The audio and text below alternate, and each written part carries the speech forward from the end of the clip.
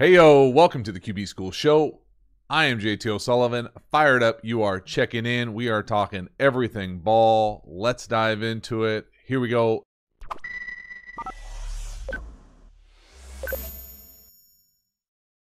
What are your thoughts on Adam Gase?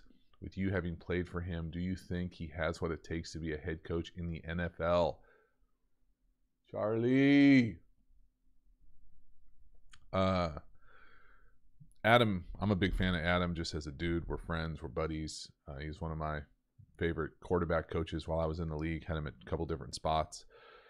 Had a great run with Peyton. Nice little thing going with Jay Cutler in Chicago. For whatever reason, it hasn't worked out quite as smooth being a head coach. You know, I don't pretend to have all the answers why that is or isn't. I know I'm a fan of him personally, but it doesn't really matter what I say. Like, if he doesn't win enough, it doesn't matter. You know, he would expect me to say that exact thing. So, like, whether I like him, dislike him, you get to the point where, you know, it doesn't matter what the players in the organization say. It doesn't matter what the relationship with the media is. You have to win at that level. You just have to. And if you're going to be in the same division as Bill, I mean, it's tough. Like, I don't have anything nice to say. You know, I feel bad for him just because I know how difficult that profession is. Not that I've coached, but you know, you see those guys' lives and their families and all those things, and so it's a bummer. You got to win, or it doesn't matter if I like you or not.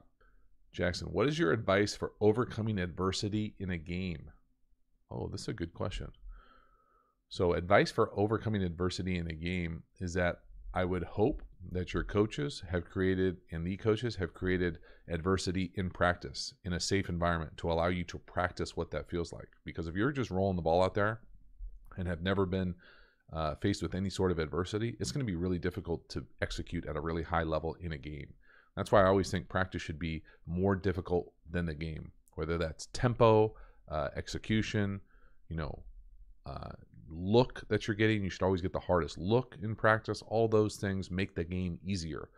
But as far as in-game adversity, I think all you can do is name it, talk about it. Your capacity to refocus, I think, is as important as your capacity to focus. So everybody's hyped before the game, right? You run out the little tunnel. The last dude on the bench is fired up for that. But how are you locked in, you know, in the third quarter after you just got sacked, after you just threw an incompletion or pick six? Can you bounce back from that? Can you refocus? Can you ramp up the amplifier again? To me, that's how you do it. And you do that by practicing it in practice. You create those type of situations so that it's not a brand new thing that you've never practiced before now. Can you practice every situation? Absolutely not. You cannot practice every situation. But can you practice enough adversity? Can you manufacture enough faux adversity in practice that you can then use that experience in a game to be successful and execute at a higher level? Absolutely. And so that's what we try to do as far as how we practice certain situational football. But, you know, if you've never gone through any sort of adversity, it's a lot harder. It really is. There is no easy way to do it. There's no magical menu to say, hey, do these 3 things and you will be fine through it. You have to experience it. You got to learn from others.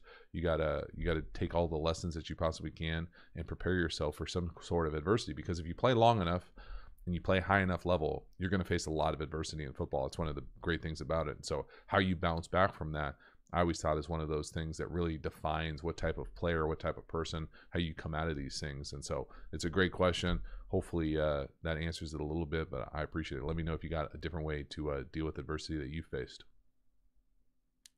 I need that little emoji with the fire on down here. Boo, boo.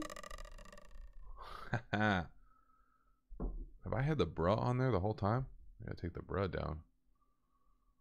Bruh.